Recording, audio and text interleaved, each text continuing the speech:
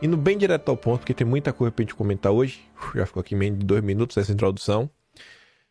Eu não me conformo da galera achar que movimentar 5 mil reais é muita coisa. Qualquer barraquinha de hot dog movimenta isso na semana. Não quer dizer que o pequeno comerciante ganha isso com os cabeças de jerimum, como a esquerda pensa, né? Quer dizer que entra e sai do bolso dele muito mais que isso e que ele vai ter que se explicar para a Receita Federal que não é bandido. Aqui é um comentário na rede social, porque muita gente da esquerda falando, 5 mil reais, mas ele é pobre mais, aí eu não quero saber. Só que o que está se comentando da Receita, né, é movimentações. Pegando o cara do carrinho de cachorro quente.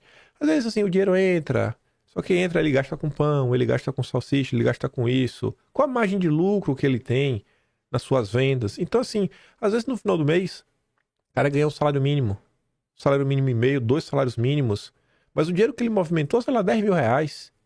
Ele vai ter que se explicar, ou não, né? Vai saber. Aí, sobre essa situação, circulou um vídeo na rede social, um vídeo lá de um rapaz, @doutorfran. Ele tá dando um exemplo do cara que vende milho. E aí eu quero dar pra vocês relembrar um fato concreto que aconteceu no governo Lula, que eu acho que vai servir de guia pra saber. E aí? É pra se preocupar com essa modificação aí da Receita? É pra se preocupar? O que é que Lula fez antes que dá pra gente aí, talvez, um forte sinal do que está por vir? Mas primeiro vamos ver aqui esse cara, que ele fala de uma forma bem explicadinha. Escuta só. Eu vou te explicar por que essa medida da Receita Federal de analisar movimentações acima de 5 mil reais no Pix é prejudicial para milhões de brasileiros. Vamos imaginar o senhor José. Ele perdeu o emprego e começou a vender milho. Ele pega o carrinho de milho, coloca no carro dele e vai vender milho. Seu José vende milho a 20 reais. Seu José vende no Pix 15 milhos por dia. Seu José trabalha 22 dias úteis. Seu José faz no Pix 6.300 reais. Mas seu José tem que calcular ali as perdas dele. A gasolina, a água, o milho, todos os insumos para poder produzir o produto. Vamos supor que a margem dele seja absurda e seja 50%, o que é muito difícil nesse tipo de negócio. Então, o seu José tem líquido R$3.150 no mês. Está abaixo do imposto de renda, que é de 5 mil reais por mês. Só que seu... Aqui ele já tá errado. O imposto de renda, a isenção, não é abaixo de 5 mil reais. Isso foi uma coisa que o Lula falou que ia colocar para andar. Até o presente momento, esse projeto não foi apresentado. Então, os 3 mil, se ganhasse aí R$3.150, seu Zé, vendedor de milho, teria sim que pagar imposto de renda. Seu Zé teria sim que pagar imposto de renda. Mas vamos continuar.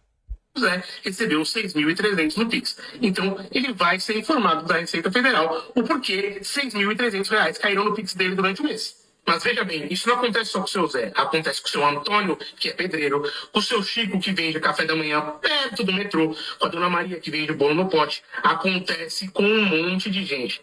E também acontece com você, que é a única pessoa na sua família que tem o nome limpo, tem um cartão de crédito, e todo mundo compra no seu cartão de crédito no final do mês, deposita o dinheiro na sua conta para poder pagar o cartão. Ah, mas você vai comentar, não, mas as pessoas têm que fazer o imposto de renda, as pessoas têm que abrir uma MEI se estão trabalhando, as pessoas têm que agir da maneira correta. Eu sei disso, você sabe disso. Mas muitos brasileiros não têm acesso às informações. São enganados por coisas muito menores na internet. E você está achando que as pessoas sabem de tudo, quando na verdade não sabem. O meu tipo de conteúdo não chega na maioria das pessoas, porque as pessoas não têm acesso a conteúdos. Então, pensa bem antes de comentar. Essa medida atrapalha milhões de brasileiros, sim. Tá vendo o que o cara tá falando, né? Atrapalha milhões de brasileiros, sim. Vamos pegar 2 exemplos de coisas concretas que aconteceram. O governo Lula começou, e uma das coisas que o Lula quis fazer foi uma modificação no CARF. Por volta ali de desempate, o governo, né, conseguir sempre puxar pro lado deles e conseguir para cima, né, o pessoal que faz alguns questionamentos tributários. O governo vem apresentando uma sanha para aumentar a sua arrecadação desde o primeiro dia de todos. Mas a questão do CARF talvez não seja um dos exemplos, porque envolve aí, né, muito dinheiro. Veja só. Vamos jogar 100% limpo. porque eu acho que tá todo mundo defendendo o errado, porque não tem como defender o certo nessa situação, que é o seguinte: compras internacionais sempre foram para ser taxadas. Tinha algumas regras lá, quando era para presente, se o presente for abaixo de $50, tudo bem. Só que aí tinha aquele olhar, né, da Receita, eu não consigo fiscalizar tudo, e deixava passar. E deixava passar. A Receita deveria deixar passar? Não deveria, né? Óbvio. Muito vendedor, né, do AliExpress, eBay, já colocava o precinho ali, baratinho, sei lá, o produto era 50, o cara colocava $5, fazia, né? Pra dar aquela ajuda, aquela mão, pra não ser tributado, se for tributado, pagar só um pouquinho. O que é que o governo fez? O governo fez o pente fino. O governo fez o pente fino. Essa modificação aqui, o cara vai falar... Ele vai falar o seguinte, né? Não, isso aqui já tinha... Eu vi, por exemplo, a Duquesa de Táxi. A Duquesa de Táxi é bacana, ela tem um conhecimento tributário muito bom. Ela falou bastante da reforma tributária, só que eu acho que falta ela o entendimento político da coisa. Aí a Duquesa de Táxi está falando, não, a Receita já sabia mais ou menos quanto você ganhava. Beleza, mas agora está incluindo aí as fintechs, né, sistema de pagamentos, o PIX, tudo mais. São informações novas, o sistema agora está ficando um pouco mais complexo, tem acesso a mais informações. Se o Lula tem acesso a mais informações, ele vai usar. Da mesma forma que aconteceu com as comprinhas online. Da mesma forma que as compras online era pouco dinheiro e o governo parou de fazer vista grossa na Receita e começou a passar o pente fino, o imposto de renda ainda segue abaixo de R$5.000. Ainda segue. Você não está isento se você ganhar menos de R$5.000. Se você ganha 2 salários mínimos, você já paga imposto de renda. Então, o governo Lula, o que tudo indica, se ele sentir que dá para arrecadar, nem que seja um pouquinho, ele vai atrás. Ainda mais porque tem 2 caminhos. Ele pode primeiro cobrar o imposto de renda. E se o cara não pagar, ainda tem a multa. Que aí o pouquinho vai aumentando, né? Vai engordando. É o imposto de renda, o cara tem que pagar mais a multa e não tem pago o imposto de renda. E vai criando aquela bola de neve. E tem muita gente que não pode ficar negativada e vai dar um jeito e vai diminuir o seu poder de compra. Então tenho certeza de uma coisa. Se o governo Lula pode tirar dinheiro do imposto que o povo não está pagando, o governo Lula vai fazer. O vendedor de pipoca não vai se salvar. E só para relembrar, esse assunto, essa coleta de impostos, essa modificação do sistema bancário, era o que a gente estava discutindo desde o ano passado em torno da questão da reforma tributária. Então, esse aqui não é um assunto que chegou agora, caiu dos céus. E aí vale aquela puxada de orelha, né? A direita brasileira, a chamada direita brasileira, ela tem que começar a olhar para o país de uma forma um pouco mais ampla. Começar a lidar com os problemas quando eles estão um pouquinho menores. Porque uma vez que cresce e o Lula dá a canetada, aí, rapaz, só Deus na causa, viu? Porque os petistas têm a sua sede de arrecadação, né, insaciável. Aí, veja 2 comentários aqui da esquerda, um da direita, para a gente já avançar por 8 de janeiro. Eu sou de esquerda, repito, eu sou de esquerda, e é de esquerda mesmo, Padre Ciro Gomes. E você, de esquerda, que defende esse governo à torta e à direita, reveja a sua ideologia. Esse governo aí não está pensando no povo, não. Está pensando em si mesmo. Não fiquem contra a população para agradar político, não. Qualquer pequeno empreendedor, com essa medida, agora vai se revoltar nas urnas em 2026 e com todo direito. Como eu expliquei, não ficamos nem com metade desses valores que são depositados em nossa conta. Nós não trabalhamos sozinhos. Isso simplesmente não é justo. Saudades da esquerda que ia para a rua defender os direitos da população. Esse bando de lascado fica agora na internet defendendo corte no BPC, que é literalmente a medida que o governo faz para dificultar que deficiente tenha acesso à assistência. Olha que nível baixo vocês chegaram. Meu sangue brizolista chega ferve vendo essa galera apática. Bem que o Brizola dizia que Lula era uma galinha que carcarejava para a esquerda e botava ovo para a direita. Aqui você pode ficar fazendo birra com o uso do termo direita ou tentar entender o que ela está falando. Essa direita que ele está falando não é a direita do grupo que você faz parte. Lê a direita aqui como se fosse Faria Lima, o mercado, os liberais, o establishment brasileiro, o centrão. Está muito mais próximo dessa direita do que a direita que você acha que você faz parte, conservadora e tudo mais. Outro comentário de esquerda, Danilo Thomas. Teto para aumento do salário mínimo, tabela de imposto de renda desatualizada, pente fino em programa social, dados de beneficiários do Bolsa Família indo para o TCU, trabalhadores informais tomando multa da Receita. Isso é um governo de esquerda? E com base nisso, pense, a Receita está ampliando os seus poderes e a capacidade de passar um pente fino. Você acha mesmo que não vai fazer? E o Faz o L deixa um recado para as pessoas de esquerda. Não importa o quanto você não goste de Bolsonaro, você deve admitir que se ele tivesse sido reeleito, você estaria pagando menos impostos. Você ainda estaria importando comprinhas, tendo lucros com sua MEI e sua vida estaria mais barata. Mas você trocou isso por amor e picanha. A picanha ainda não chegou. Aí, né? Era só ter apertado o 22. E pra gente encerrar, Receita Federal. Pobre fazendo Pix é o leão. Banqueiro comprando Ferrari. Aí, rapaz. Não pergunte de onde esse dinheiro veio, né? Tem uma galera ganhando dinheiro estranho no Brasil. Mas tudo bem. Vida que segue. Seguindo aqui, nosso barco fala rapidamente do 8 de janeiro hoje. Não sei se Lula vai ficar inelegível, estou preocupado, porque ele ousou fazer a mesma coisa que Bolsonaro. Lula convidou embaixadores estrangeiros para o ato do dia 8. Rapaz, Lula... Esse negócio de convidar embaixador, rapaz, deixa inelegível, viu? Se bem que o Lula pode, né? A regra que vale para Bolsonaro não vale para Lula. A regra que vale para Bolsonaro não vale para Lula, né? Então não vai ficar inelegível não, deputado. Relaxa aí, se controla. Falta de mobilização social para ato com Lula no Rio de Janeiro preocupa Planalto e PT. Porque ninguém suporta mais essa descaração aí de golpe, golpe, golpe, golpe, golpe, golpe, golpe.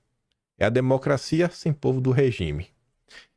A Tsuki colocou aqui, né, um frame que mostra a tristeza dos jornalistas do UOL ao ver que Júnior, nossa linda democracia, que está sempre em risco. Ninguém está preocupado com Júnior. Né? Falta de mobilização para ato preocupa Planalto. Você viu o Sakamoto, ó. Nossa, parece até que perdeu a avó. Júnior, temos que proteger Júnior. A Tsuki diz, né? Esse frame é a descrição de como eles estão a saber que o ato para o dia 8, convocado por Lula, está esvaziado. Pacheco está no exterior, Lira não confirmou, provavelmente não vai, Barroso não vai comparecer. Aí, no dia 8 de janeiro, a miséria do Estadão publicou um editorial para defender o golpismo, para defender o combate ao golpismo, que tem que lembrar, porque é inaceitável que fizeram no Brasil e tudo mais. Eu não vou perder meu tempo vendo isso daí, nem dando play para vocês. Mas hoje também, o editorial do Estadão, um dos foi dedicado a ele, aquele que não se pronuncia nenhum nome, o Supremo Delegado Federal. Nos últimos anos, ele, o ministro, se tornou uma espécie de delegado na corte e, ao que parece, tomou gosto pela função sob o beneplácito de seus pares, o que já era perceptível à luz da atitude e de certas decisões monocráticas dele, pode ser atestado por números. Aí você sai do critério de subjetividade. É algo objetivo, lógico. De acordo com o levantamento feito pelo Estadão com base em dados do portal Corte Aberta, no fim do ano passado, nada menos que 21 dos 37 inquéritos criminais em andamento no Supremo estão concentrados no gabinete do ministro. Para dar dimensão dessa anomalia, o segundo ministro com mais investigações criminais sob sua relatoria, o segundo lugar tem 3. O ministrão tem 21, o segundo tem 3. O homem é brabo. Sob quaisquer pontos de vista, isso não pode ser considerado normal. O homem é máquina.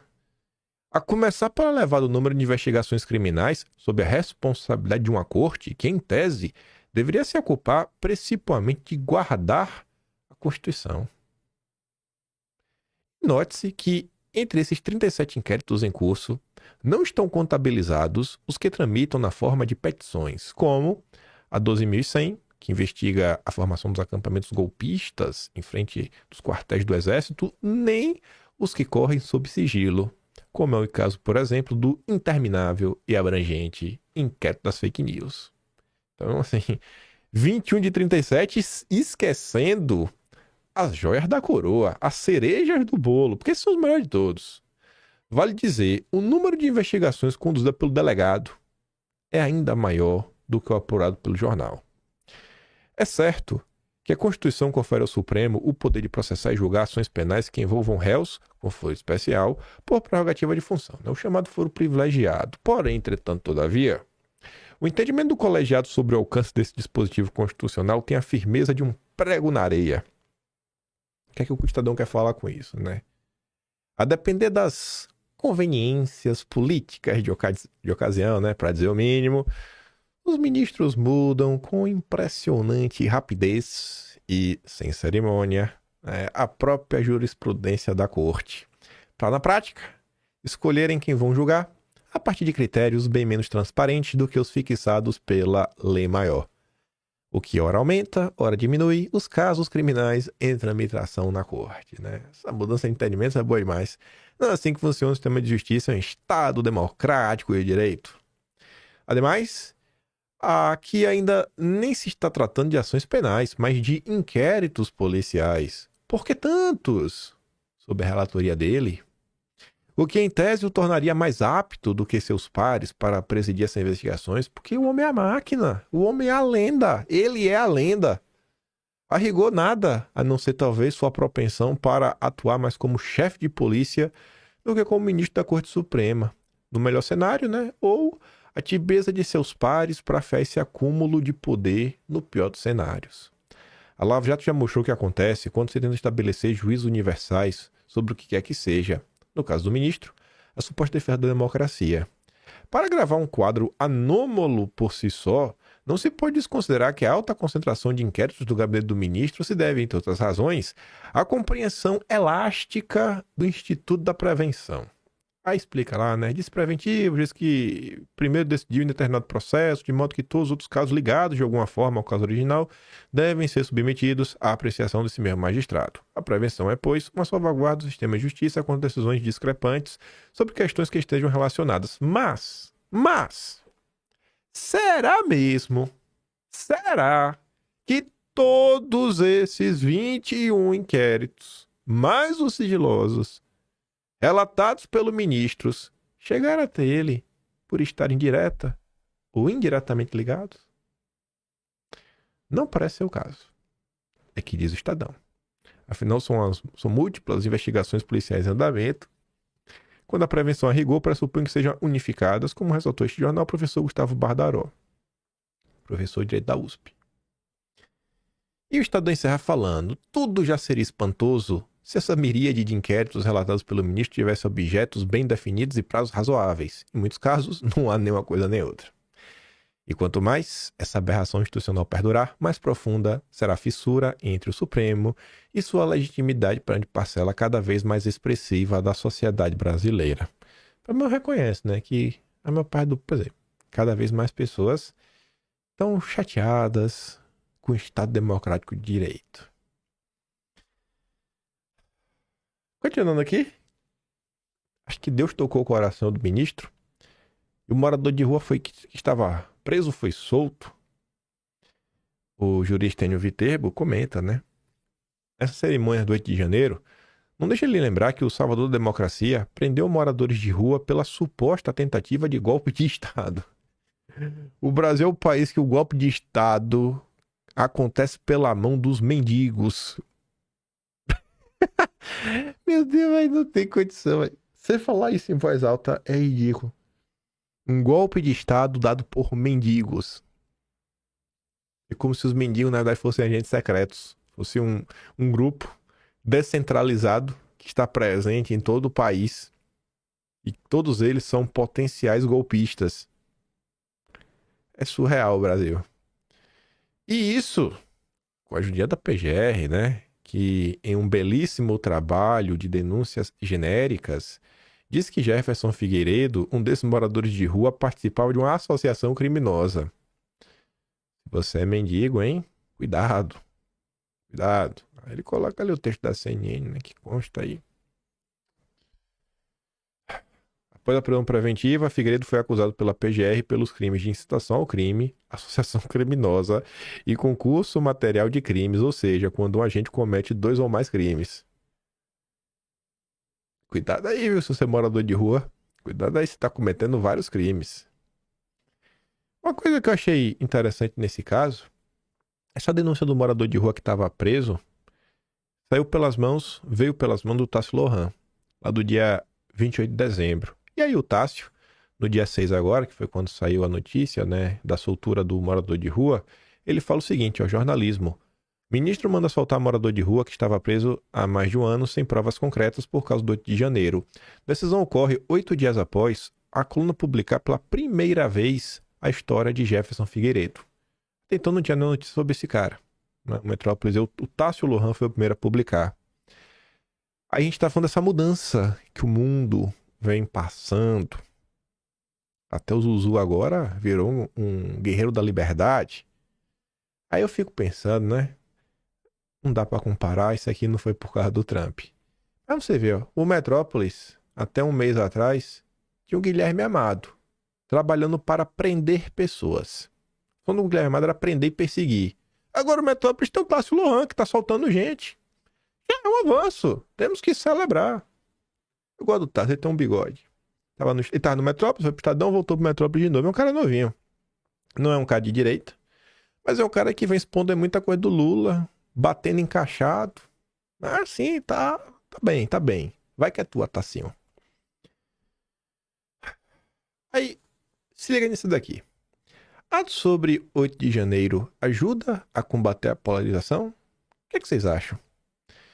Eu venho pensando muito nos últimos meses sobre, cara, como é que esse país pode dar certo, né? Como é que o Brasil pode dar certo? E eu acho que pro Brasil dar certo, em algum momento vai ter que ter uma espécie de união de forças heterodoxas, forças diferentes, em prol de algumas causas a favor do país, tipo segurança pública. Vai ter que ter, porque quando que a direita vai conseguir ter maioria? Não sei. Segundo a direita vai conseguir ter maioria no Congresso, maioria no Senado, maioria nos estados, maioria dos governadores, não sei. Então a gente precisa ter minimamente alguns consensos em torno de país. Segurança pública é algo importante. Não pode continuar tratando bandido como mocinho. Isso é uma coisa básica. Eu tô falando de questão ideológica, mas a esquerda trata isso como ideologia, principalmente a esquerda petista, a esquerda woke. Industrialização, né? Todo esse processo. E eu acho que é impossível você discutir Brasil enquanto as pessoas não compreenderem a dor da direita. É ou não é a principal dor da direita brasileira? Eu fico pensando assim, eu tento falar para as pessoas, às vezes, de outras bolhas que vêm falar comigo, eu falo, cara, eu entendo o que vocês estão comentando. Faz sentido. Mas como é que eu vou chegar pra tia do Zap, pro tio do churrasco, pro primo, pra prima, que tá vendo 1001 absurdos todos os dias, e tá vendo assim o pessoal preso, perdendo o direito de falar. Como é que eu vou falar pra ele? Não, cara, esquece essa porcaria aí e vamos focar só nesse outra pauta. Não tem como, é impossível. Eu realmente acho, posso estar errado, que o que a direita mais queria é que as pessoas entendessem o que está acontecendo, entendessem essa perda de liberdade. Eu acho que se outros setores no Brasil, que não estão 100% alinhados com a direita, estendessem só um pouquinho a mão e realmente trabalhassem, ainda que seja por puro interesse, mas trabalhassem para retomar a liberdade no Brasil, você conseguir uma pacificação nacional. Mas eu não vejo esse interesse. Vocês veem esse interesse? Vocês veem? Vocês veem assim alguma pessoa interessada? Políticos aí de outros campos? Eu acho uma tristeza. Eu espero que um dia aí a turma que tá do outro lado pense. Do petismo, eu não espero. Porque não tem como ser petista e não gostar de perseguição. É um antagonismo, é uma impossibilidade. Ou você é petista, ou você defende a liberdade. Os dois juntos não dá. Petista, por nascença, ele adora perseguir os outros. Então isso é complicado demais. Aí veja. A gente já vai começar a falar dos Estados Unidos. O porta-voz extraoficial da ONU contra o Brasil, filho de Roberto Campos Avô, eu acho que é filho, deveria fazer um DNA, porque eu nunca vi duas pessoas podiarem tanto esse país. Jamil Chad escreve: 4 anos depois, ataque ao Capitólio vive apagamento e vira alerta global. Sirenes, bomba urgente. Ele não está sozinho em sua afirmação e o Trump costura uma ofensiva para dar um novo significado para a data e transformá-la num gesto de resistência. O republicano, durante a campanha eleitoral, chegou a qualificar o 6 de janeiro como o dia do amor.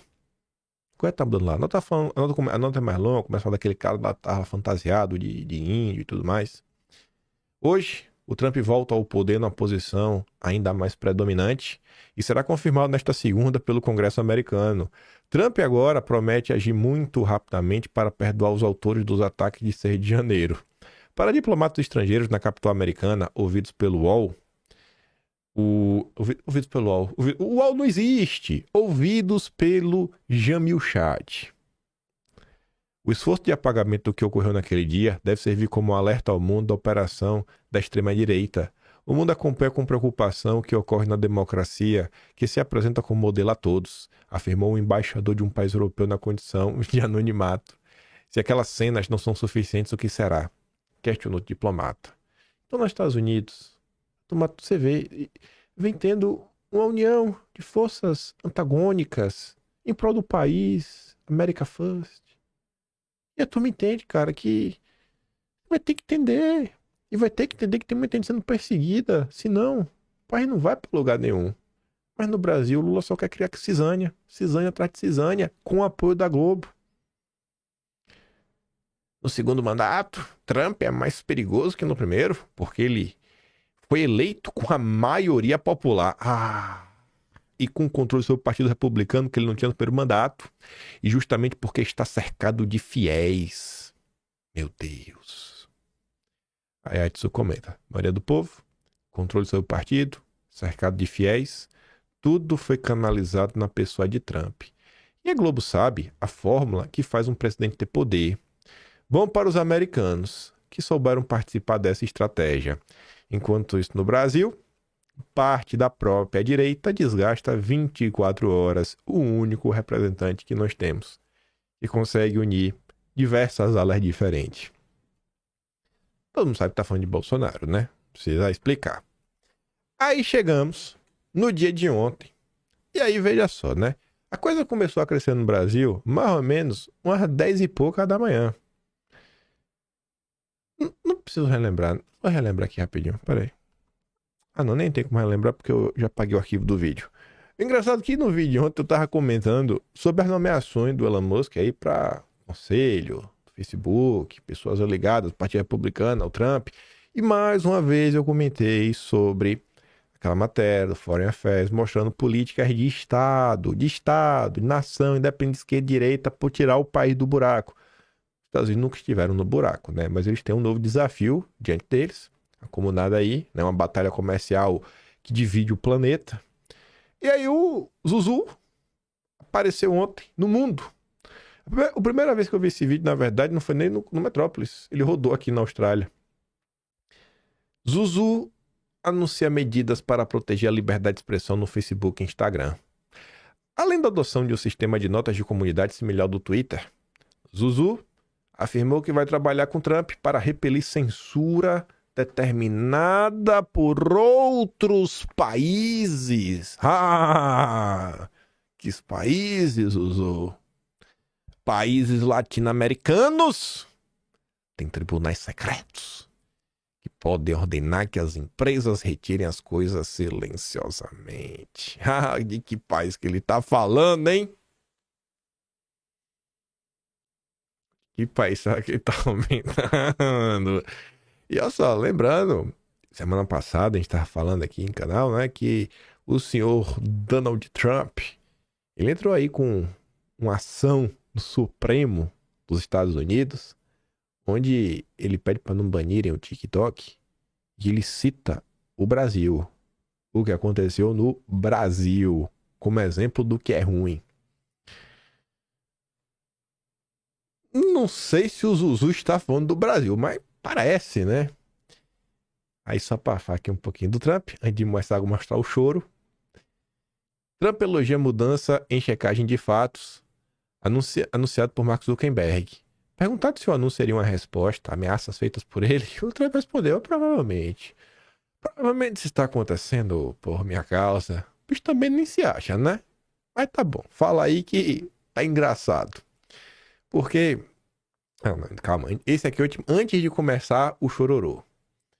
Elon Musk e Linda Yaccarino, que é a CEO do Twitter, celebram mudança em checagem da Meta. Incrível. Agora estamos aí. A união das Big Techs. O Megazord americano vem aí. Beleza. Aí vamos começar o choro. Que abram os portões do petismo. Estadão. Portal mais golpista do país, né? O mesquitismo segue vivo. Meta escolhe lado político. Eu acho que já é uma fake news. Já temos uma fake news nas 4 primeiras palavras. Vamos corrigir. Meta escolhe. Errado. Meta não escolheu. Meta troca. Porque sempre teve um lado político de esquerda, petista. Então é a primeira fake news da manchete. Meta, né, troca o lado e quer em troca ferramentas para estabelecer sua própria ditadura. Falso. Corta aqui, ó. E quer em troca ferramentas, precisa trocar o para, né? Para desmentir, bota só o D, bota doc, desmentir o consórcio. É isso que vai acontecer, só isso. Vocês não vão mentir e ficar por isso mesmo. Mais do que mudanças em mediação de conteúdos, o que Zuckerberg anunciou nesta terça é que a Meta agora tem um lado político definido. Mentira, trocou o lado. Isso ficou nítido quando afirmou que será um aliado do Trump para pressionar governos que querem regular as redes. Tá com medo, petista? Nova era. Saudade de falar isso, hein? 2018 tava assim, a gente começou assim, né? Aquele sonho. Vai dar tudo certo agora, é nova era. Aí depois a gente descobriu que a coisa é um pouquinho mais complicada, ainda mais no Brasil. Zuckerberg age como biruta ideológica e busca benefícios financeiros, dizem especialistas. E daí? Tá com medo, petista? CEO da Meta muda a política de moderação de conteúdo colocada em prática para conter antigas crises na empresas. Advogado vê foco maior em combate a crimes. E aí? Para mais. Mas aqui no choro moderado. Aqui é o choro do petista que come de garfo e faca. Aqui agora começa a ficar melhor. Tiago Santinelli. O homem que se acha brabo porque foi pro Vaticano com a camisa fazendo apologia ao cramunhão. O cara lá de baixo. Nenhuma rede social se importa com fake news. É hora da gente da esquerda começar a espalhar as nossas também. Não vamos ficar para trás. Ele já começou ele já começou a espalhar as fake news. Ele começou a espalhar fake news quando ele disse que é hora de começar, porque a esquerda já faz isso desde que o mundo é mundo. É bíblico. O diabo é pai da mentira. O diabo é petista, é vermelho. Não tem nem o que falar. É isso aí. Olha o Janones. Pelo amor de Deus, né? É muita cara de pau. Tava só esperando. A esquerda tava só esperando o Santinelli permitir. Agora pode postar as fake news. Isso aqui fora de ordem. Olha o Fefito. Olha o Fefito. Dado o anúncio da Meta hoje, o mundo acabou, né? A era da verdade chegou ao fim. Era dos direitos humanos. Era da ponderação. Já era. Agora é céu. É nova era, petista. Tá com medo, petista? Agora o bicho vai pegar. Não aconteceu uma coisa dessa não, velho. Petista é um ser... É único. Petista é uma coisa única. O Zuzu devia pegar um lençol branco. Corta assim, né, os buraquinhos dos olhos. Brinca de fantasma. Eu vou te pegar, petista. É nova era. Tá achando que vai ficar mentindo o tempo todo? E ele? Dente Mentex. Tiago dos Reis. O líder do gabinete da ousadia. Atenção! Após o fascista, Zuzu, principal responsável pela ascensão da extrema-direita no mundo, anuncia que não vai mais seguir as leis. Anunciou que não vai seguir as leis. E vai promover fake news no Face, Instagram e WhatsApp. Precisamos mais do que nunca nos unir. Ministro, eu autorizo. Rapaz, surreal, velho. Os caras são loucos. Petistas surtaram, velho. Sério, pô? Não é possível uma coisa dessa, não. O Zuckerberg, agora ele que é o responsável pela direita. Olha só, viu? Aí vem o Uber 247. Internautas repudiam a iniciativa do fascista Zuzu. Pois é, né? Rapaz, que loucura, viu?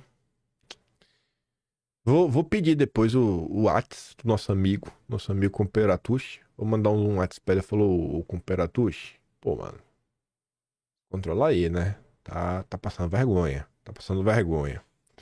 Aí, antes de falar do PT, só pra vocês entenderem, né? As grandes mudanças. Eu não dei play no vídeo, porque o vídeo tá em inglês. E muito mais do que o que o Zuzu tá falando, tá lá, no site oficial da Meta. As mudanças. Veja como vai mudar. Estamos constantemente testando como entregamos experiências personalizadas e, recentemente, realizamos testes em torno do conteúdo cívico. Como resultado, vamos começar a tratar o conteúdo cívico das pessoas e páginas que você segue no Face da mesma forma que qualquer outro conteúdo em seu feed. E passaremos a ranquear e mostrar esse conteúdo com base em sinais explícitos. Por exemplo, curtir o conteúdo. E sinais implícitos, como visualizar posts, que nos ajudam a prever o que é significativo para as pessoas. Então, em vez de escolher entregar o conteúdo do Felipe Neto, porque ele é um democrata, agora vai entregar o conteúdo que tem like, que tem curtida, que tem engajamento. Voltamos à era pré-histórica da internet. A selva que a direita chegou ao poder. Meu Deus. Também vamos recomendar mais conteúdo político, com base nesses sinais personalizados. E estamos ampliando as opções que as pessoas têm para controlar o quanto desse conteúdo elas veem. E os petistas estão desesperados. A Tsuki fala, né? Sem chance de entrar nessa vibe de comemoração sobre a atual posição do Zuzu. Embrulha o estômago, ler diretriz de 2025 e lembrar de tudo que passamos. É como se alguém virasse pra você e falasse: eu te esmurrei, quebrei, te calei, mas desculpa aí, eu mudei. Pega teu selo de bocó e cola na testa. Aí vem os petistas, né? Um certo bosta. Zuzu separa o joio do trigo e fica com o joio. O fim da checagem de fatos contra fake news pela Meta é oportunista e favorável aos interesses espúrios da extrema-direita. É um desserviço ao Estado de Direito que demandará atenção redobrada às instituições democráticas. A nossa amiga gringa fala: jamais poderia imaginar que em 2025 estaríamos vendo lideranças do PT defendendo a checagem de fatos do Meta no Facebook, que efetivamente é uma operação de censura nas redes coordenada pelo governo dos Estados Unidos. Inacreditável. Guarda essa fala dela aí. Guarda essa fala sobre operação de censura coordenada pelo governo. Guarda essa fala, que obviamente a gente vai se debruçar e vai dar um aprofundamento grande nela. Grande mesmo. Vamos falar do que a direita sofreu. As mudanças que a Meta introduziu criam um ambiente de maior confusão na relação das redes sociais com a sociedade brasileira. É fundamental avançar na aprovação da regulação das redes pelo parlamento brasileiro, né? O petista não aguenta ver uma coisa que já quer gritar censura. Esse é o objetivo: regulamentar as redes para continuar gerenciando o conteúdo e tentar não perder o controle de narrativas e fluxo de informações. Isso vem de fora. Isso é política da Open Society Foundation, Fórum Econômico Mundial, nosso amigo Klaus. Já publiquei dezenas de cards com as informações e dados. Pesquisem. Aí vamos pro jornalismo profissional, né? Vamos lá, jornalismo, ou circo, como vocês quiserem chamar também. Na encruzilhada das plataformas, Zuzu escolhe o lado da barbárie. Petista. Se controla, petista. Tá desesperado. Nova era, irmão. Zuzu se ajoelha a Trump. Aproxima o Instagram do Twitter e dá recado ao Supremo. Nossa. Pô, os caras parecem que perdeu a avó. Que desespero é esse? Meta elimina checagem. Ah, eu lembrei porque eu coloquei isso daqui. Isso aqui não é choro, não. Por que eu coloquei isso daqui? Pra gente fazer uma comparação. Qualquer veículo de imprensa versus a Globo. Qualquer mesmo, até a Folha de São Paulo, né? Que não é muito melhor que a Globo. Só que a Globo é muito fora da curva. Não é pouco, não é muito fora da curva. Meta elimina a checagem e ataca decisões secretas de tribunais da América Latina. Sem citar o Supremo explicitamente, Zuzu diz que Trump precisa ajudar a combater o que está sendo feito pelo judiciário na região. Pronto. Isso foi o que a Folha de São Paulo tratou. Se você pegar o Poder 360, é ainda mais factual, sem opinião, sem coisinha entre aspas, sem ataque. Ataque, ele coloca o que foi uma crítica. Isso é qualquer veículo de comunicação, menos a Globo. Porque o lixo da Rede Globo é isso aqui. Meta, dona do Instagram e do Facebook, anuncia fim do sistema de checagem de fatos nos Estados Unidos. Mark Zuckerberg anunciou as mudanças em um vídeo. Ele afirma, sem provas, que a América Latina tem tribunais secretos de censura. Sem provas. Aí o inimigo fala, rapaz, sem provas? Quanto tempo para ser incluso como inimigo da democracia? Junho. Ele já fica em risco de novo. Aí o Samuel Pancha desmentiu a Globo, mais uma vez, né? Sem ter coragem. Sabe aquele meme? Você já deve ter visto. Que é um bonequinho de palito. Aquele que é só o risquinho. Que ele tá com um graveto assim na mão falando. Vai, mano. Anda aí, pô. Vai. Se mexe. Faz alguma coisa. Eu vou fazer um meme desse. Do bonequinho de palito. E o Samuel Pancha. E o bonequinho falando. Vai, Sam. Fala da Globo, irmão. Fala dos teus amigos lá que trabalham na Globo. Fala aí, pô. A gente sabe que tu sonha em ser jornalista aí pra fazer a cobertura da Fórmula 1, pra viajar o mundo, que tu é fã de Fórmula 1. Mas fala da Globo aí, cara. Abre o bico aí, pô. Fala da Globo, mas pra mim desmentiu. Sem provas. Sem provas de tribunais, decisões secretas. Tá ali, ó. Eu achei que fosse fato público e notório que tribunais têm emitido ordens secretas de suspensão de conteúdos em redes sociais. Mas, já que tem gente falando que Zuzu falou isso sem provas, vou deixar aqui 2 exemplos revelados pelo Verdivaldo. Até circulei. Mais um. Fiz umas setas para facilitar a identificação. Sigiloso. Urgente.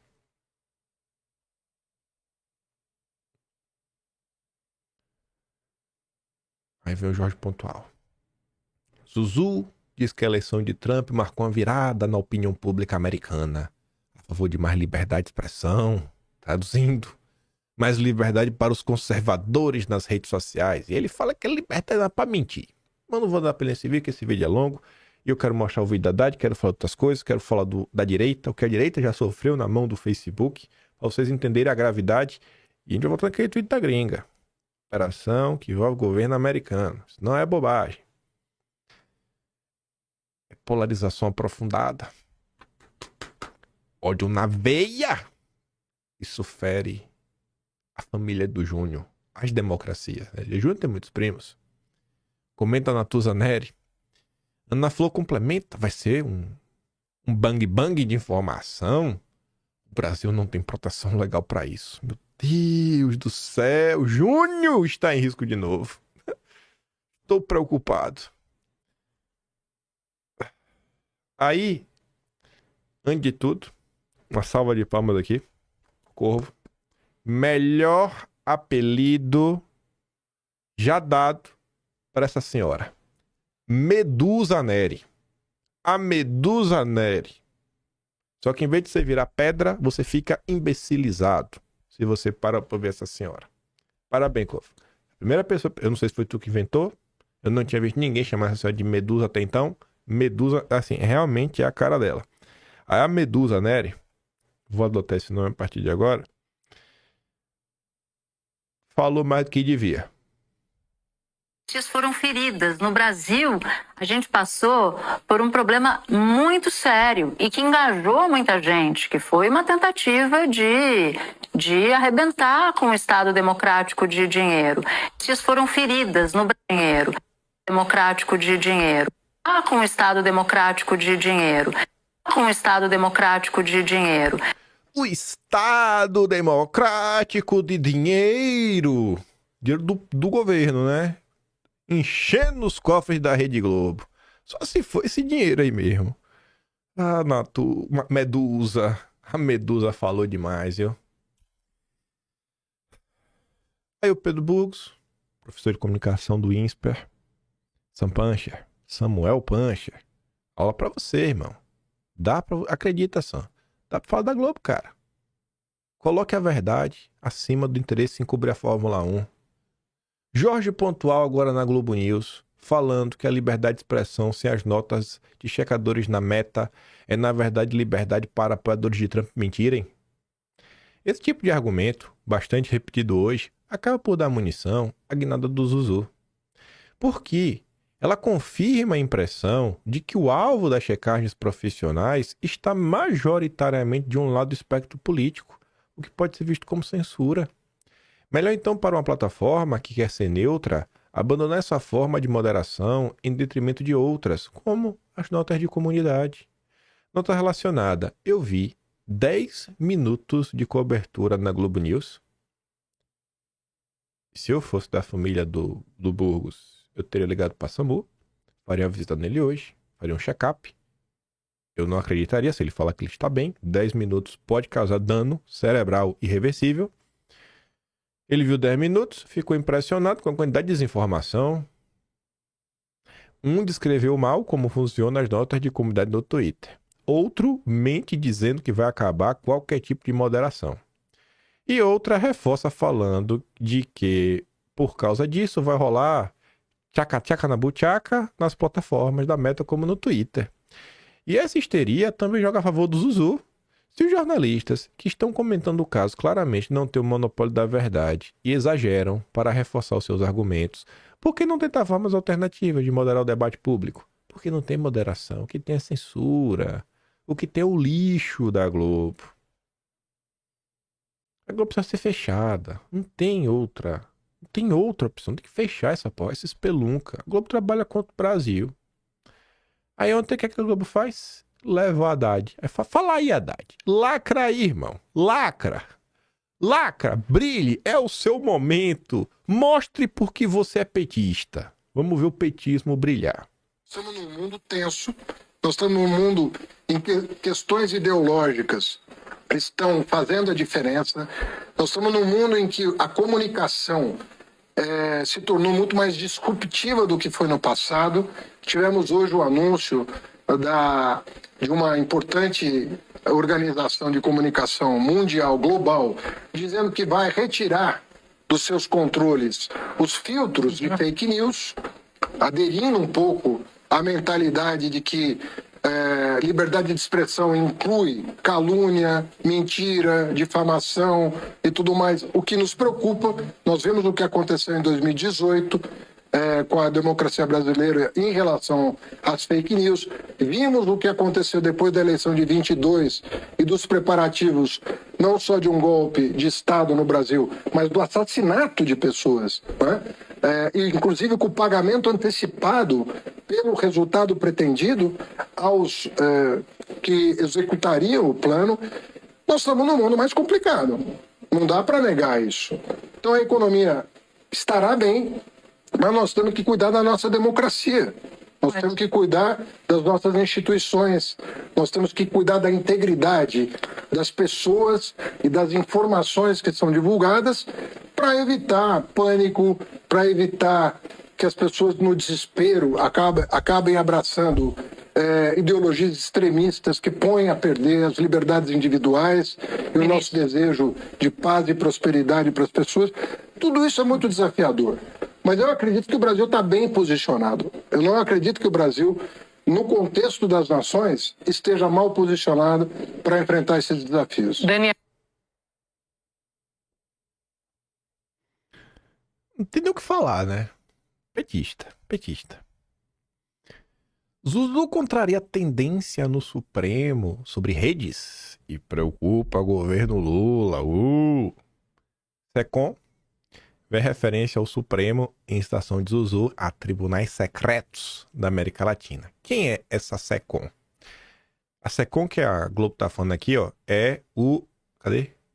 De secretário. Não é qualquer secretário. É o nosso grande João Brandt. Que a gente comentou sobre ele em janeiro de 2023, quando esse cara entrou no governo. Comentei, inclusive, por causa do quadro da Gringa Brasília. O João Brandt tá na cota do Jorge Soros no governo, né? O Soros tem a bancada dele, os membros do governo de cada... você não pode demitir, né? A turma do Soros. E aí tá lá. A turma do Soros, dentro do governo Lula, está preocupada. Aí o Samuel Punch comentou, né? O secretário da SECOM reclamando aí do Brandt, do Zuzu. Aí, o João Brandt, secretário de Mídias Digitais do governo Lula, é mais uma nomeação do governo de pessoas diretamente vinculadas às fundações e ONGs, né, dos globalistas. O objetivo dessa turma é introduzir a regulação das redes. Olha o currículo. Aí ele faz uma thread de 8 itens, eu quero mostrar 3. O item 2, 7 e 8. É uma declaração fortíssima que se refere ao Supremo como corte secreta. Tá preocupado? Aí no final ele fala, né, que a meta vai asfixiar financeiramente as empresas de checagem de fatos, o que vai afetar as operações delas dentro e fora das plataformas. Vai falir, é? Ou o anúncio só reforça a relevância das ações em curso na Europa, no Brasil e na Austrália, envolvendo os 3 poderes, e amplia, olha só, a centralidade dos esforços internacionais. Os globalistas estão dizendo que essa ação reforça a necessidade de uma censura global. É isso que ele está falando na prática. Tem que vir aí uma regulação mundial, ou seja, via governo mundial, seja na ONU, Unesco, G20 e OCDE também. Então, a turma aí da ala mais liberal, que fica, é o OCDE, países ricos e tudo mais, olha aí, ó. Pesquisa sobre a história do OCDE. Pesquisa sobre algumas pessoas bem conhecidas. Pesquisa, por exemplo, sobre o Alexander King, que é fundador do Clube de Roma. Vê o que ele já ocupou dentro da OCDE. Antes de vocês aí ficarem batendo palma pros grupos dos países ricos, pesquisa isso daí. Pesquisa pra tu desembarcar de ideia furada. Mas vamos continuar. Aqui é outro caso que ela puxou lá do João Brandt. Pesquisadora rebate meta, diz que plataformas é que tem tribunais secretos. Pode pegar qualquer vídeo meu, quando eu falo essa frase. Pegue qualquer matéria da imprensa, se a imprensa falar de especialista e estiver relacionado à questão de rede social, ou a imprensa conversou com alguém do ITS, ou a imprensa falou com alguém do NetLab. O ITS é da UERJ, o NetLab é da UFRJ. É um padrão que existe no Brasil. Eu te desafio, você dá um Google, procurar alguma matéria que é pró-censura, que não é o NetLab ou é o ITS. Eu te desafio, dá um Google aí agora. São os 2 principais braços de censura no Brasil que operam aí dentro das universidades brasileiras. Eu te desafio. Procura uma matéria na imprensa que não é o NetLab ou o ITS. É padrão. Eu não levo a sério. Não quero saber. É censura. Isso aqui não. Isso aqui é a defesa da democracia. Ministério Público Federal quer explicações da meta. Pra cima dele. Mete na cadeia. Eu quero ver se o Zuzu é homem vir no Brasil. separado no aeroporto pela PF. Tá achando que é casa da mãe Joana, é? O Brasil tem soberania nacional.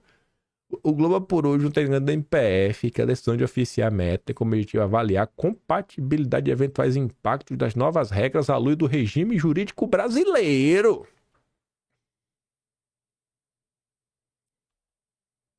Vice-líder do governo Lula defende que meta vai ao Congresso esclarecer fim das checagens. Tome!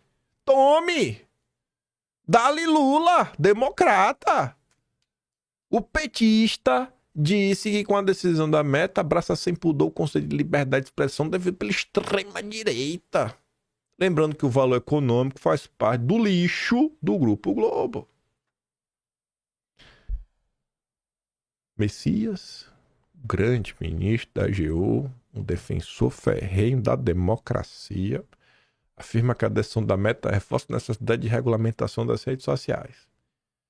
Eu não vou falar mais nada, né? Aqui a gente fica quieto. E aqui mais quieto ainda. ALA, poder mais poderoso de todos desse país, Suprema Corte Federal, minimiza anúncio da meta e destaca a postura do tribunal no caso. Essa ala do tribunal acredita que se no futuro houver eventual alteração das diretrizes da plataforma também no Brasil, o Supremo poderá dar uma resposta similar à que deu pela Musk. Outro ministro, ouvido pela CNN, acredita, assim como integrante do governo Lula, que o anúncio do Zuzu foi uma direta para o Brasil. E eu fiquei pensando em umas coisas, sabe? E eu ia falar pra vocês. Olha, se nesses próximos anos... se nos próximos meses a Google fechar... Rapaz, vai ser muito bom, viu? Não. Porque a Amazon já colou. A Meta já colou. O Twitter já colou. Se a Google colar... É o seguinte. Se os caras tiverem fechado entre eles... E aí, vai fazer o quê? Vai tirar todas as redes sociais do Brasil? Eu acho que vai ficar difícil, né? Tirar todas as redes sociais. Mas tu já imaginou a quantidade de petista que vive de Instagram?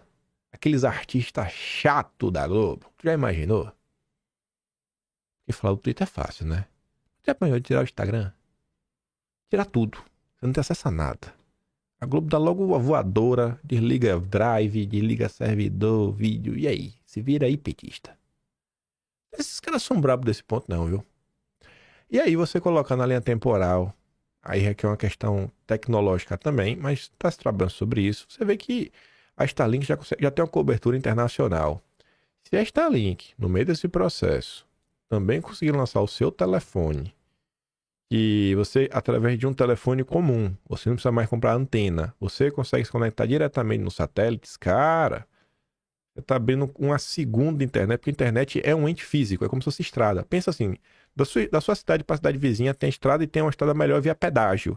Não estou falando que vai ser uma estrada melhor, então tem duas estradas.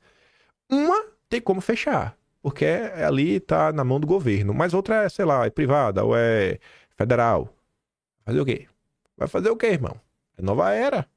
Assim, aí tá diante das possíveis mudanças tecnológicas que a turma da censura pode ter problemas. Não depende da gente, mas fico aqui na torcida e na esperança. Agora vamos voltar um pouquinho no tempo, pra gente chegar aqui nos finalmente, talvez com a parte mais importante de todas, que é a parte que nos toca.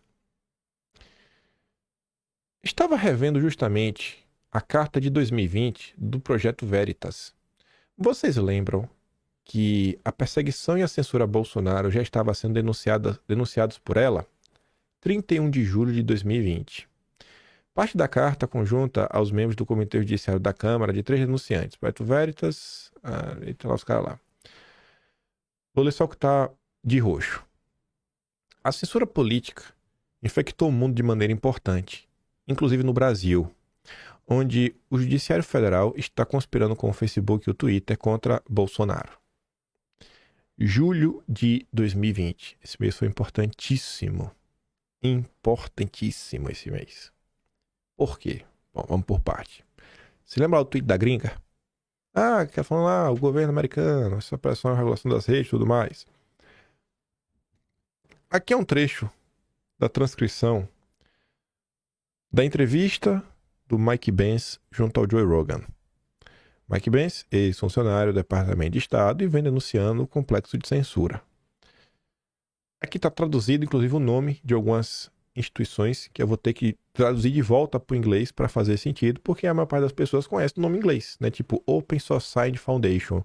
Ninguém conhece o nome dos foros por Fundação das Sociedades Abertas. Ninguém não. É Open Society.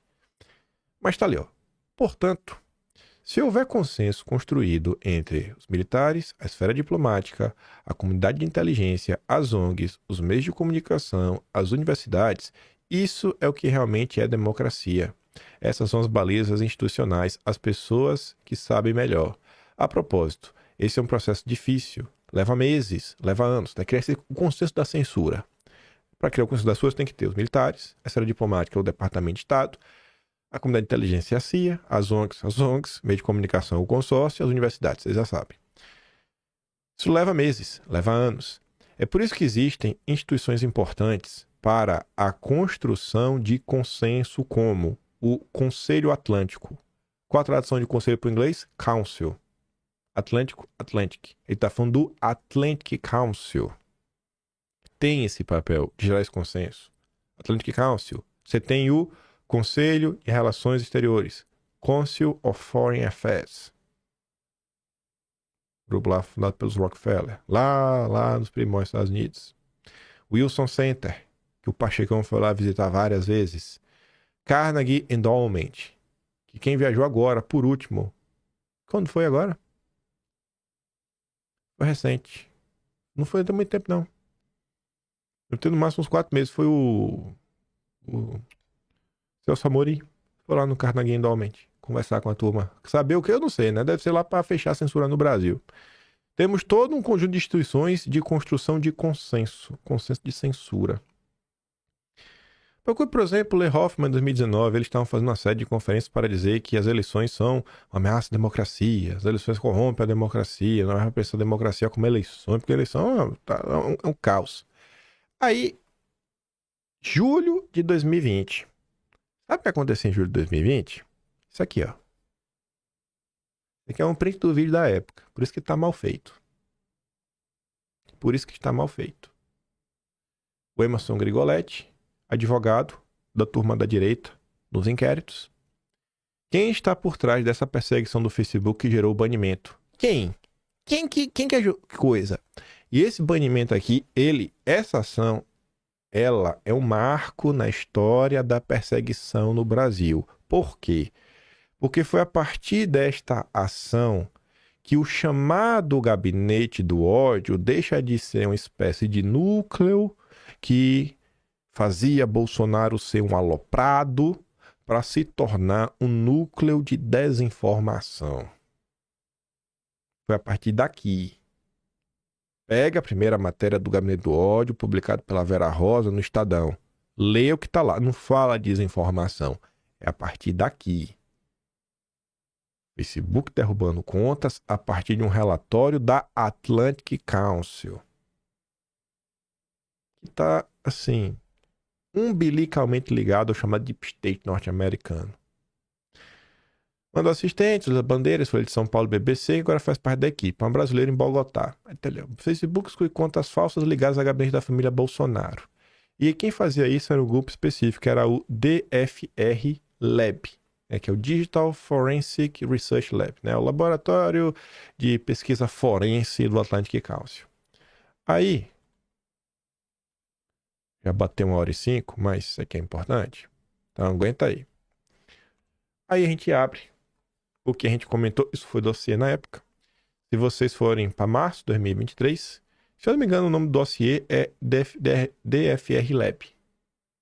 Porque esse mesmo laboratório, e aí você vê como são as coisas, e os petistas, eles são uma miséria.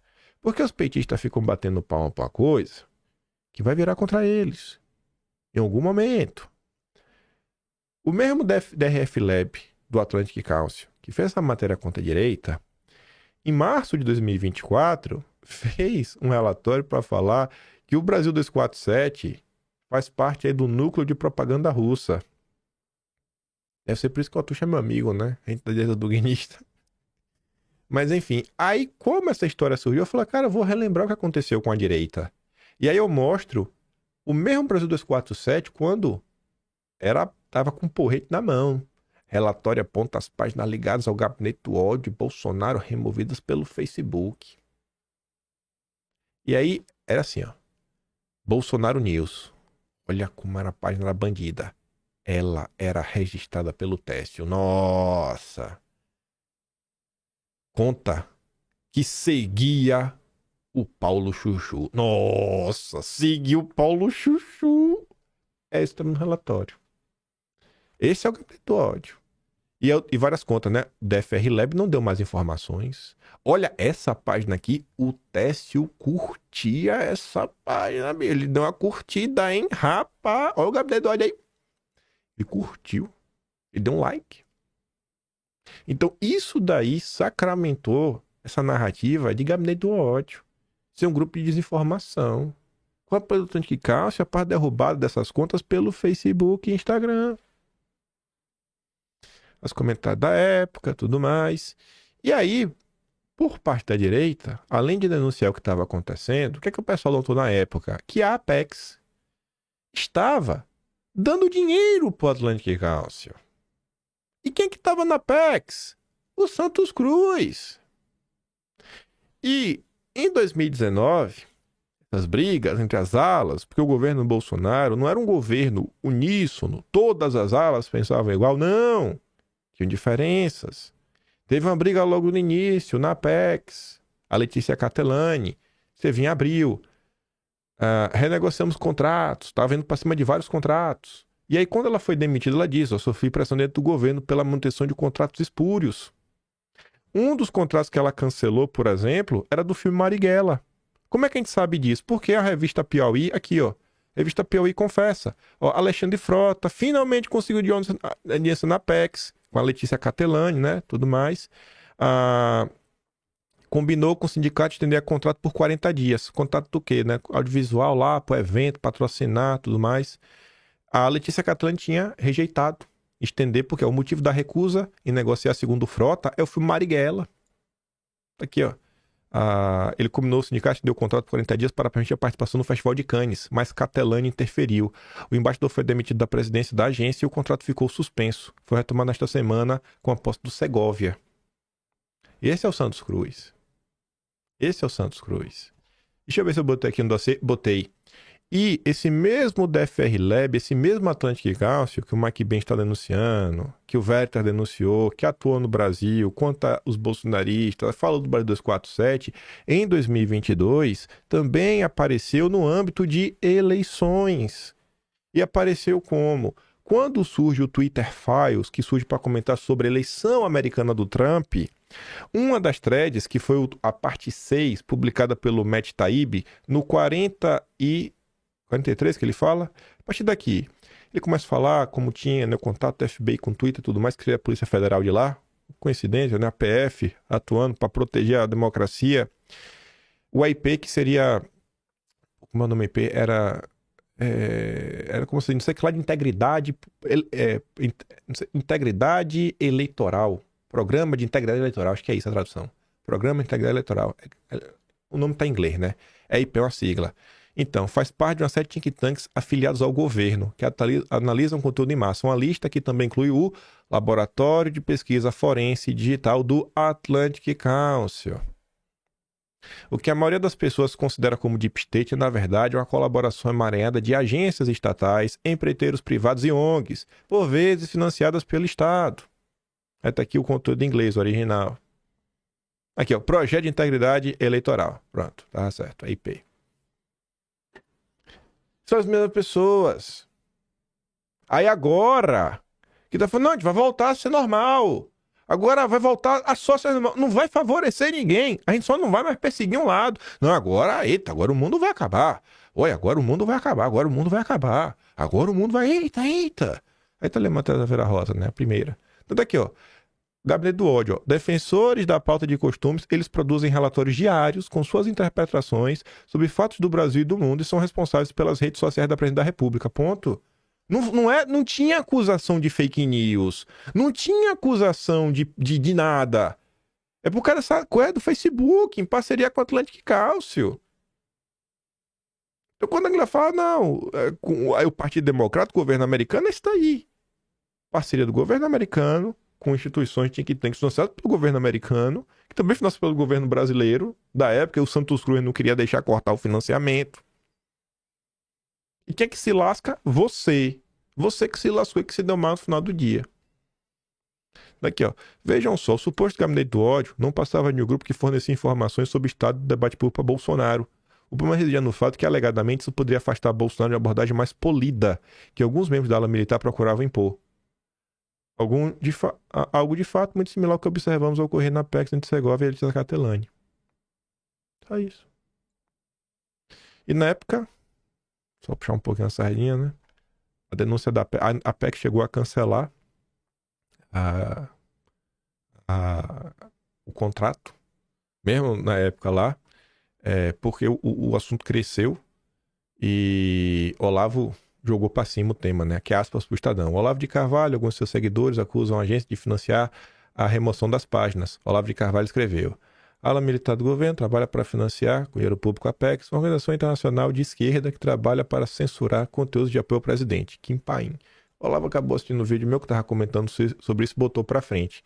E aí, em março do ano passado, eu peguei só para mostrar para vocês, que não é de hoje que isso acontece, um relatório da Inteligência do Brasil, de 10 de janeiro de 1992, sobre submarinos nucleares, que até hoje não saiu do papel no Brasil, e quem atuava contra era exatamente... Cadê? Aqui, ó, Atlantic Council. Você vem de base. Você vem de base para promover que o Brasil não pode ter acesso à tecnologia, não, que é muito perigoso. É muito perigoso. O Brasil não pode, não. Todo mundo pode mesmo no Brasil. O Brasil esse país não pode, não. Tem que ser uma roça. Esse é o mundo que nós estamos inseridos. Esse é o mundo que nós estamos inseridos. Por isso que eu falei lá atrás, ó, eu não tô precisando fazer nada. Se o Trump remover quem está atrapalhando, eu não tô falando do brasileiro, não. Tô falando assim, ó, se o Trump só remover essas agências norte-americanas que atrapalham o Brasil, eu já estou feliz. Não precisa fazer nada mais. Nada. Seu Trump, cara, irmãozinho, bota pra correr. Só isso, pô. Já estou feliz. Só bota pra correr. O USAID, Atlantic Council, o NED, Wilson Center. Só bota pra correr. Já ajudou muito. Não precisa fazer mais nada. Porque essa turma tá atrapalhando o Brasil. Deixa eu ver. Há mais de 70 anos. Eu posso dar data precisa, mais de 70 anos. Mais de 70 anos, que assim eu consigo puxar da cabeça. Antes disso eu não vou... Pode ser, mas pensando aqui o que eu já li, passado, Biblioteca Nacional, mais de 70 anos. Então, dá uma mão, vai. Dá uma mão aí, Trump, por favor. Até porque o que aconteceu ali no governo Bolsonaro era Trump, viu? 2020. Então, Trump, irmão, vai pra cima. Bota pra persistir que tem que correr, dá um enquadro, toca o pau aí no pé de vocês, faz a festa aí. Já fez tudo o que você precisava. Já estou feliz. Sem ter feito nada no Brasil nem nada. Já vai ser de grande ajuda. Só retoma a liberdade, para de perseguir os outros. Tô felizão. Tô felizão, bacaninha. Eu fico por aqui. Tinha as coisas para contar, mas vai requerer muito tempo. Já aqui até 1h15. Vamos dar o vídeo lá da Natura, do Estado Democrático de Dinheiro, o do Carinhal do Milho e tudo mais. E deixo pra vocês, né, com os amigos, se gostam do meu trabalho, se um pouco mais para o meu canal, tem o Tony Valeu, tem o Patreon na descrição e tem o Atlas Brasileiro. O único registro real da história do Brasil na era Lula. Não tem outro, nem como nada como chega no chulé. Eu deixo aquele grande beijo, abraço, tamo juntos. Valeu, meus amigos. Fui!